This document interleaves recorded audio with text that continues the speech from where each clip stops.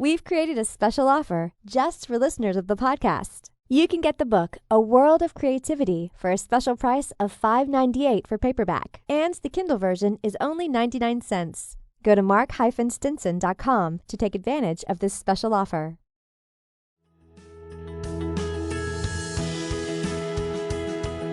Tap into your most original thinking. Organize your ideas and create the opportunities to launch your creative work. Unlocking your world of creativity with best-selling author and brand innovator, Mark Stinson. Well, welcome back, friends, to our podcast, Unlocking Your World of Creativity, where we travel around the world to talk to creative practitioners about how they get inspired and how they organize their ideas and gain the confidence and connections to launch their work out into the world. And if you know the work of Sonic the Hedgehog, whether it's a Cartoon Network or the film and many more Japanese video game-based franchises, then you know the work of our guest today, Marlene Sharp. Marlene, welcome to the program. Thank you. Yes, that's me. Yeah, that's right. Well, Marlene has a great company called the Pink Poodle Productions Company. I think there's a lot of meaning behind that name we'll explore too. But Marlene, you've gained quite a reputation and quite a following in this video game-based franchise, turning these ideas from video games into all sorts of animation or film. What was the interest? What was the genesis of that? And how did that develop for you? I started out in this particular part of the business through temping, through working through a temp agency years and years ago. So my original dream was to perform, and it still is a dream, and unfortunately more of a dream than a reality at this point. And also, I'll just quickly introduce my my collaborator, because she is making herself known on my lap at this point. But this is the Poodle of Pink Poodle Productions, although she is a Bichon Poodle mix. But for the purposes of our business, she will identify as either or both. Yeah. Well, also, I'm curious if, we think about all manner of creative methods and techniques. Compare and contrast a little bit for us the approach to animation or bringing some of these video game characters to life, compared to maybe writing a book or, writing a song or, painting a painting. What is your creative approach when you take on a project like this? I cannot lie and say that developing video game characters was my dream as a girl. It was not. I enjoyed playing video games well enough as a kid, but it wasn't really a career path. When I graduated from graduate school in performing arts, I have an MFA in musical theater. I was only really qualified to either perform or not really anything else, maybe wait tables, and even that was iffy because I'm not very coordinated at like carrying things and customer service type of scenarios. I get very scared and intimidated with people yelling at me, although I do have a lot of experience with people yelling at me in the entertainment business. Yes, well, that goes with the creative territory. Yes, I was interested in all different aspects of the entertainment industry, deal making and writing and producing, especially as it concerned me, because there aren't as many roles for women. And I'm a character woman, not really a leading lady, much to my chagrin, as I learned quickly when I got to Hollywood. Like I said, I fell into this video game driven content business through my first temp job, and I was working for a company called Bandi. Well, I was working for a gentleman who had just not long before had retired from being the president of Bandi America. He worked closely with Bandi Japan, which owned Power Rangers at the time, and lots of other intellectual properties that stemmed from Japan. And then the intent was to export them to other places worldwide. So Power Rangers had done very well in that regard. And so he had a lot of projects that he was responsible for. My boss, his name is Frank Ward, he had retired from Bandi, but retained an exclusive consulting arrangement with them. he would get a lot of material from Japan, and the Japanese headquarters would say, what can you do with this outside of Japan? And oftentimes it would include recutting the footage and making a more 3-act structure. A lot of the anime that we received was very stream of consciousness storytelling. That's not ideal for Western audiences that are used to a beginning, middle, and end. That's right. And we were not ever really concerned with making great art. We were concerned with selling toys. And that is what I would say 99% of the kids' entertainment business is about. It's first to sell stuff and to sustain a business, mostly through consumer products. And of course, everybody likes to win Emmys and feel that they're artistic and making great content that will survive and be taught in literature and film studies classes for years to come. But that's not so much the reality. My old boss, Frank, had some really great quotes that he would tell the writers of the series. One of my favorites was, "We're not winning awards, we're selling toys." And then he would follow that up by saying, like, "I don't want to see a script that's this big. It needs to be this big," meaning printed out, because he wanted it to be all action. We would have to follow the production, or follow the development and then the production, to make sure that the toys were being played with in the correct play pattern to make kids want to buy them and imitate that role playing in real life. So there wasn't a lot of artfulness involved. There was creativity in the sense that we had to disguise the fact that we were selling so much, because it wasn't supposed to be a commercial for toys. So there needed to be storytelling, but it wasn't like mounting a Shakespearean play in the university setting. Well, Marlene, you're describing an interesting overlap between the sort of creative and the business. Yes, it's great to talk about the pop culture names like Power Rangers and Sonic the Hedgehog, but your other work in strategy and acquisitions and licensing and all the other. What's the business side of this that we need to understand? Well, in the kids and family business, it's very important to keep in mind co-viewing experiences. So while you are trying to make content and then toys and consumer products that are appealing to kids, most kids don't have their own discretionary income to buy these things. So you must appeal to the parents as well, but not appeal to them in an edgy, grown-up way. It's a more wholesome and inclusive experience, rather than, say, like a violent movie like John Wick or something of that nature. Also, it's very important from the beginning to think about the consumer products plan, because if it's an afterthought, it's harder to establish a cohesiveness amongst all the different branches of the iterations of the intellectual property. I think Power Rangers, while it's not the greatest production value in the sense that what you see on the screen, you wouldn't necessarily say it was the best at anything, it has been very effective in selling toys.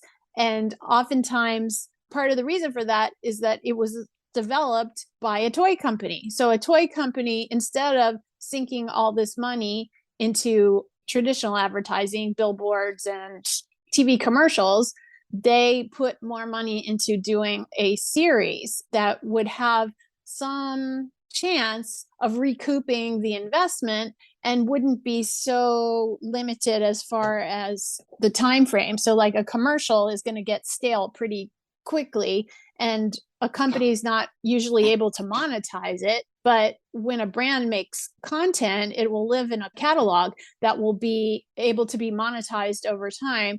And so that helps to offset the investment. But kids and family content, the consumer products plan, it seems to work best if it's incorporated from the very beginning. And if everybody who's working on it is in agreement that we're servicing the brand, we're not servicing someone's ego unless that's the person paying the paychecks. Like, unless it's like when I worked at Level 5, which is another Japanese video game company, there's a man who started the company, Hino-san, and Hino-san is very much an auteur. There, we were serving Hino-san's initiatives. He was the brains behind the operation. When it's a company like Sega, where there are a lot of different stakeholders, when I worked on Sonic Boom, the TV series, we had a lot of different co-production partners. And here at Pink Poodle Productions, we really just work to make Blanche happy. That's right. Whatever keeps the poodle happy. Exactly. And right now she's getting a little antsy. I'm not sure why. This is our first Zoom of the day, and she usually has a bigger tolerance for Zooms, but today she's calling time for other quickly. But Blanche, look at the camera. People want to see you. Say hi, Blanche. You're in demand. So Anyway. Marlene, let's bring it up to date then. You're working on another family-friendly project. Tell us about that. I'm working on a film trilogy called Young Captain Nemo, based on a book trilogy called Young Captain Nemo. And the company that is behind it is called Rainshine Entertainment. And Rainshine is based in Mumbai in India. And then there is a small team of us working here out of Los Angeles. There's a core team of 4 of us that work on other initiatives for the company, as well as Young Captain Nemo. And then we've just hired several folks to come on board just for the movie. So people specific to animation. But Rainshine does a lot of different kinds of projects, not just animation. Rainshine is well known in the region for podcasts, as well as live action dramas and reality shows and comedy and all kinds of things. Wonderful. Now, in addition to this, you also have a personal passion for creating programs for viewers with autism. And there's some special creative challenges and special creative parameters that you like to bring to bear. I hope you tell us a little bit about that. I mentor a special group of artists at a school called the Center for Learning Unlimited. It's in Torrance, California, which is part of Los Angeles. And so the school has kindergarten through 12th grade curriculum. And what grew out of that was an animation career training program for adults on the autism spectrum. So I work specifically with that program. So it's adults 18 and over. Well, they're all high school graduates. The ages range between 18 and probably 40 at this point. A lot of diversity in age range and backgrounds and so forth. So there's a 3-year training program that's a certificate program. When the students finish that program, they can go into Brainstorm Productions, which is the companion studio. The studio serves as a traditional studio that would take work for hire opportunities, and we do original content as well. It's a bridge between the academic program and working at a big third-party studio. Great initiative. Yes, indeed. Yeah. And so what sort of practical creative challenges do you have there? The students are very adaptable and flexible. I find that the biggest challenge was when I came on board, the program was already in its 3rd year. So I stepped in there to give advice on basically to be the entertainment industry liaison. The students were very focused on life drawing and technique. They were also learning Maya software. So it's very much focused on practical aspects of producing animation, navigating the software and what you would need to do to put something on a screen, but not so much navigating the business of entertainment. So I've tried to bring in a lot of guest speakers for the students and also for the instructors. So I like to joke that the biggest challenge was working with the instructors as opposed to the students, because it seemed like I was coming in and shaking things up by injecting, all these industry pros who would come and talk. And then also I was very vocal about, okay, we need to instill an entrepreneurial spirit here or encourage. There were students who were doing their own YouTube channels and, selling commissioned work. That's something that's fantastic because the studio grind of, working on let's say a Disney or a Pixar film is not for everybody. That's and right. Especially with the neurodiverse population, it's even more, it's more challenging for a variety of reasons. I think that the more we can have them become one person studios and work independently, especially when COVID came around and everybody was working independently. Even if you were on a crew, you were still at home and responsible for budgeting your time and whatever. I thought that was advantageous. And so I came blazing in there and injecting all this new thinking. And so sometimes it was great, and sometimes it took some convincing and Yes, and whatnot. as it is in almost any creative endeavor, but this one is Yeah. particularly commendable and encouraging. Thanks for this work. Oh Well, yeah, it's a yeah, pleasure. Marlene, in getting to know you, we discovered that we both have some roots back in Louisiana. Me in Yes. Shreveport and Baton Rouge, you in New Orleans. Let's imagine there we are at Cafe Du Monde having a coffee and a beignet. How did those kind of Southern roots prepare you for the creative career path that you're on today? Well, I have to say that the most cutthroat people that I ever collaborated with were in New Orleans and not in Hollywood. So I feel like the mean girl experience because I went all through Catholic schools, as is very common in New Orleans, went to an all girls Catholic high school. I just expected the hard knocks. I just braced myself. And when I came here to Los Angeles, it was kind of like, oh, well, this feels rather familiar. It might not feel great, but it's not like a new It's not like you experience didn't know for how to use your elbows. exactly. I know this grind. It's very familiar. So there is that. And also it's quite delightful to tell people that you're from New Orleans because everyone seems to love it, which is great because I will admit that I am the worst New Orleans ambassador ever. I cannot wait to get out of there. From the time that I realized that show business was not, it did not originate in New Orleans, where projects maybe would film there every once in a while, but not really originate there. I was all about getting out and getting to the big stuff. And then also, I'm just not, I don't know if you've found this to be true, but I don't drink and I don't like football. And those are two These are big things that prerequisites. make you a total outcast. I like books. I like nerdy, not necessarily nerd culture, although I am in that business now, but I was into like doing well in school, like that kind of nerdy stuff, like reading, following rules, not partying too much, just very, very low key kind of stuff. And that's not really embraced there either.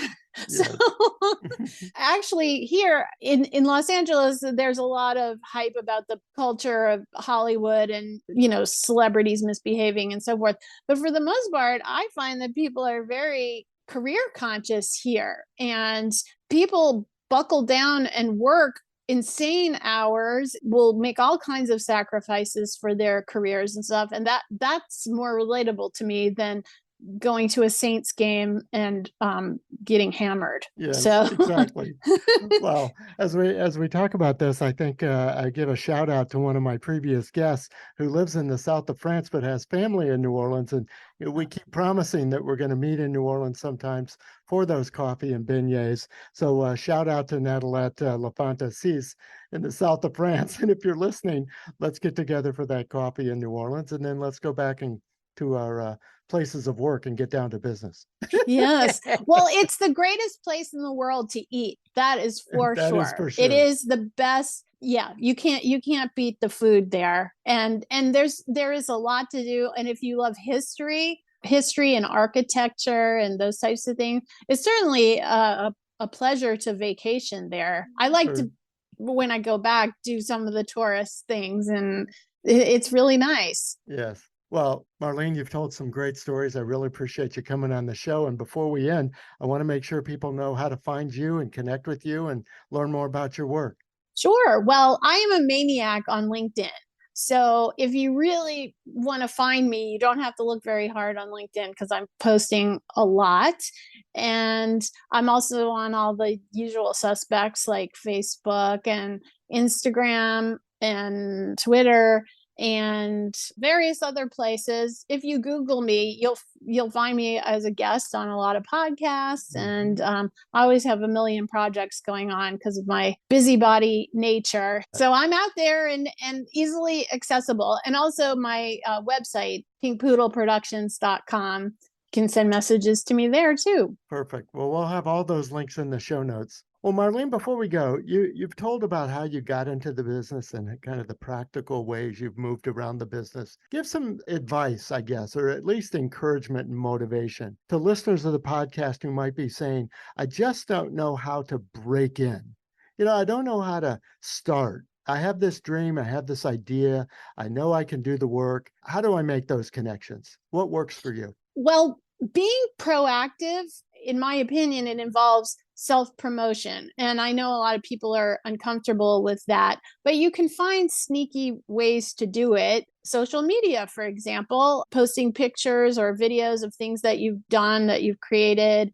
Also entering film festivals and competitions. If you can enter your screenplays, you can enter photography, there are all kinds of ways, but also be open to possibilities, because you never know when something will fall into your lap, but not in an obvious way. So, like, be open to talking to that person in front of you in line at the grocery store, or you can go to a film festival as an attendee, and chances are very good that you will run into at least one person there who is in the same business or wants to do the same things as you. It's keeping an open mind also, and being nice to everybody, really. I don't find that it's helpful to look down on people or dismiss people as not being relevant to whatever it is that you're doing. Of course, some people make a career out of that, but I find it much more conducive to good karma, as well as just good things happening, to be kind to everyone, and to, if you're able to help somebody else, then it just puts those good vibes out in the world, and it makes it more likely that someone would do the same for you. Absolutely. Nice So two-way street. Well, thanks for that insight. And I know that's based on both experience and, watching others, but also, living through some of those connections. So thanks for sharing that. yes, my pleasure. Well, we traveled to LA today. We've been right in the middle of Hollywood, but we took a little side trip to New Orleans. But we're going to continue our around the world journey to talk to creative practitioners like our guest today, Marlene Sharp. Marlene, can't thank you enough for being on the show. Thank you, Mark. It was so much fun. Thank you Yes, for we'll talk to you hosting again soon. Blanche and I. Yes, Blanche was terrific as well. Well, listeners, come back for our next episode. We'll continue to explore how to develop new and creative ideas, but also how to organize those ideas, make the connections, gain the confidence, get into the game to launch your creative work out into the world. So until next time, I'm Mark Stenson, and we're unlocking your world of creativity. We'll see you next time. Unlocking Your World of Creativity with best-selling author and brand innovator Mark Stinson. This program was produced by BSB Media, creators of IntelliKey Leadership Stories, Unlocking Your World of Creativity, and The Peace Room. Love.